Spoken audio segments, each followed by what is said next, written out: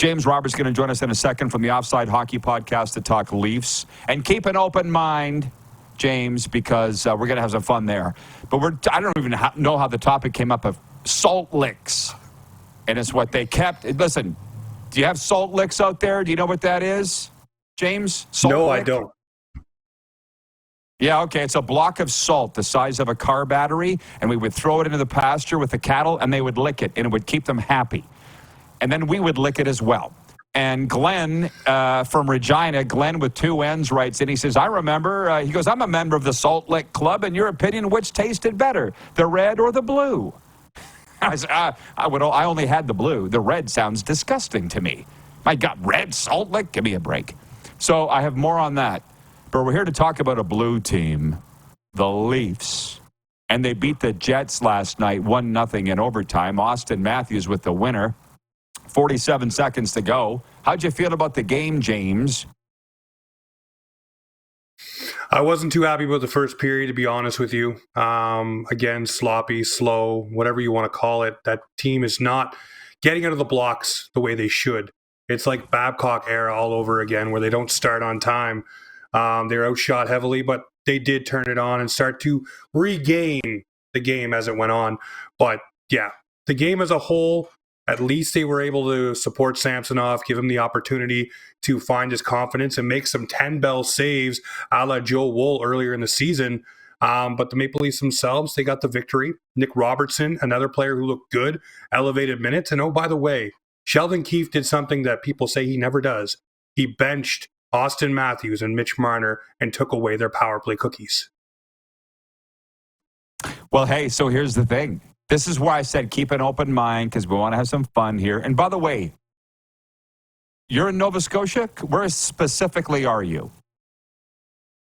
Oh, I'm in Cole Harbour, Nova Scotia, Sidney Crosby territory, Nathan McKinnon territory. Right.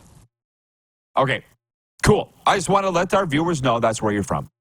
I watched your video this morning. You're on there every day with your Leafs thoughts. And I'm like, oh, this should be good. The Leafs won last night.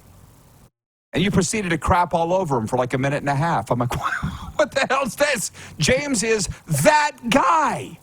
I'm like, dude, they won. You know how hard it is to win, James? Like, what would make you happy? Listen, victories are great. But the problem with the Leafs are inconsistencies this season. And I'm probably one of the most positive Leaf fans you can find. I'm always trying to talk up about the Leafs and figure out their problems. But the power play is a problem. The penalty kill is a problem. What is the ultimate goal for this team this year? It's to win a Stanley Cup. And when you're bottom barrel for the penalty kill, when your power play has gone 1 for 20 since the Isles game, when this slide started for the Maple Leafs, it's an issue. And, you know, good teams, they love a victory, but they look at the victory and say, what could we have done better? And Austin Matthews, to his credit last night, was talking about they were disconnected on the power play, how they need to find that rhythm. So, yeah, for me this morning, it's good to see a victory, but it's a 1-0 victory in overtime when you had 5 power plays and didn't connect. So it's an issue to me where they need to start finding the rhythm on those things, because you're going to start facing better and better teams down the stretch and teams that are fighting for every point. And if you do not have these ducks in a row, it becomes a problem, and then it bleeds in to the Stanley Cup playoffs. And if the Leafs want to go far, what do you have to fix? Your penalty kill, your power play, because power plays are so finite in the playoffs that if you don't score on them, you don't get them.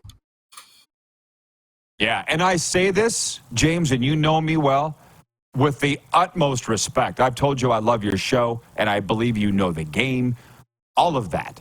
Sheldon66 writes that he says, come on, Roddy, you should know that Leafs fans will complain all the time, no matter what. The way you've explained it, you're right. They do need to be consistent to win, and the talent's there. And what have they not been? What's plagued them? What James is talking about. I guess my point is I thought you'd be taking a victory lap. You almost seemed angry. I took my victory lap last night. There was another video out before that one.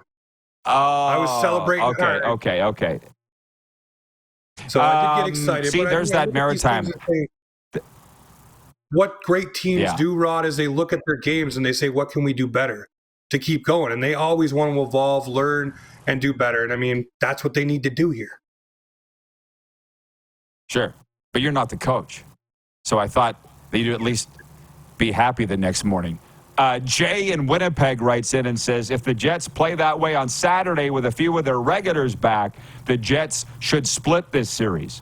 So if you looked at it from a Winnipeg point of view, should they be happy to get a point on the road? How should they look at the 1-0 overtime loss in Toronto last night? Well, you lose Morrissey early in the game. You have no Mark Scheifele. You're without another player. At the top of my head, I don't remember his name. Obviously, a prominent guy up front as well.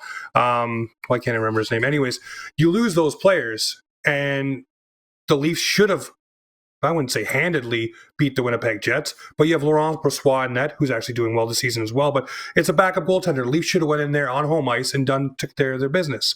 So Saturday night, with everybody back, Winnipeg, if the Leafs play like they did last night, sloppy in the first, it's going to be the Vancouver game all over again where they're down 3-0 or more, and it's going to be an issue all night long.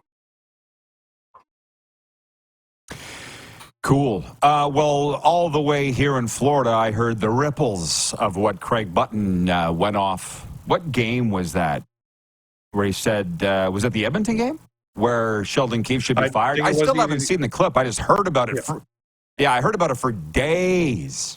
So I'll ask you this. Does Sheldon Keefe last the season, do you think? And what's keeping his job or has him on the brink of losing his job in your mind? So on the brink of losing his job is the unwillingness to do what he did last night, which is sit guys and put guys in positions who are playing well. Look at Nick Robertson. For once, he elevated a guy who was having a good game and rewarded him. And of course, it paid off in overtime. Robertson knocks down the puck, and the sequence evolves into Matthew scoring and winning. For me, those things will keep him getting fired because he needs to figure out how to implement and use his players the right way. If TJ Brody isn't going, don't keep forcing him down everyone's throat and saying he's our top pair guy with Morgan Riley. Put someone else up there. See what works. I'm not a coach. I don't know what goes on in the room, but it's easy to see if a guy's struggling, you don't keep putting him out there and running him out there and running him down and letting him get lit up by the media. What's keeping him here is the fact that, A, the Leafs have the All-Star game, so he's not going anywhere until after that. They're not causing any dark clouds. They're going to try to rectify the situation. And 2, Brad Treliving has a history of not firing coaches during the season. So he probably will not fire Sheldon Keefe through the season. It'll be an off-season thing. And I've said this, Brad Treliving's come in, like any manager does, he's overseeing everything. He's looking at the lay of the land, getting a feel for everything, seeing what's going on here, there, and everywhere, but also allowing people to feel comfortable enough to operate and do their job, not 3 months in, not 6 months in, but 9 months in, to see what they're actually like. Because when a new boss comes in, what do? You stand up straighter, you come to work on time, you work a little harder because you want to show up and show off. So he wants to see what everybody's like as it evolves. So the offseason will be where the moves are made, whether it's Marner gone, whether it's Keefe gone, whatever it is. It'll be the offseason for Sheldon Keefe, but not in season. I like it. I like it a lot. Okay, can you please tell James, our audience, where they can catch your show and your stuff and all your Leafs, great Leafs content? Yeah, make sure you check us out on X now, I guess no longer Twitter. It's just Offside Talk. Over on TikTok, we're Offside TOK. Then over on YouTube, we're there as well. Check out the podcast. We go live usually Sundays and Wednesdays. And there's someone who's a part of the show who's usually on there, Mr. Clark Monroe. So shout out to him as well. How about that? Producer Clark, absolutely. All right, James, thanks for this, brother. Appreciate the chat as always. Keep it up. Talk to you soon. No problem. Keep working on that tan, buddy. Thank you. Absolutely.